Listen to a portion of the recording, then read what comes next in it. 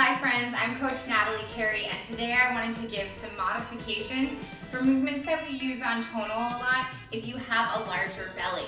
So this can be if you just generally have a larger belly, a larger torso, or also if you are pregnant. All of these modifications can be helpful.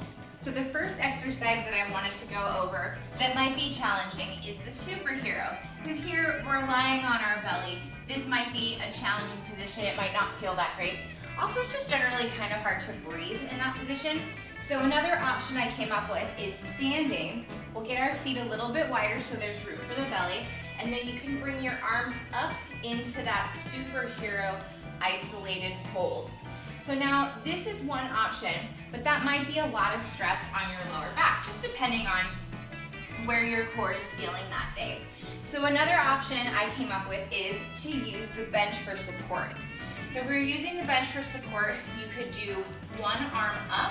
You could also do a variation that's very similar to a bird dog, where you're raising up opposite arm and leg. And now this is almost like an alternating superhero. Lower it down and then do the other side. So this way there's room for the belly. You still get to work out your core and your back, which is what the superhero iso hold is for. My next idea is for a deadlift and a squat. So if you have a larger belly, doing a deadlift and a squat, especially with the barbell, might be challenging. So let's start with first our stance. If you need to make room for your torso, I recommend getting a slightly wider stance so that you have room for your belly to come down between your legs so you can get a full range of motion. That's my first idea for the squat. Same thing with the deadlift. Get that wider stance so that you have room for the belly to hinge forward.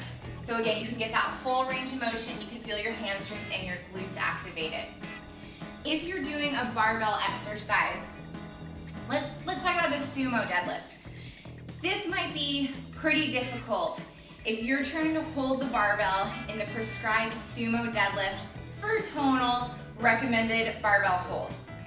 Instead, you can bring the arms out wider so that you have room for your belly. Because the closer grip, you might not be able to get it around, you might be rounding your back to try and get those hands into the correct spot. Instead, let's just widen your grip here. And then I also want to talk about bringing the barbell up over to your shoulders if we're doing an overhead press. We can't get the barbell over the belly sometimes without doing maybe like a weird hinge or straining our back or like brushing it against the stomach. So make sure that if you're bringing the barbell up to your shoulders, you turn the weight off beforehand so that you can bring it up safely in an anterior raise, in a front raise, and then bring it in. And you don't have to bring it up with the straight elbows. You can bring that up with bent elbows and then bring it up and over.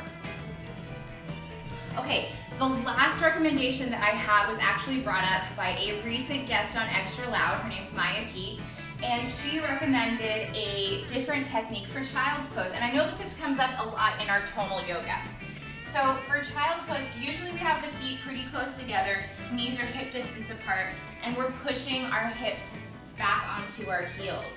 If you've got a wider belly, something that was recommended by Maya is widening the hips, widening the knees, and then pushing back into child's pose so that you have room for your stomach.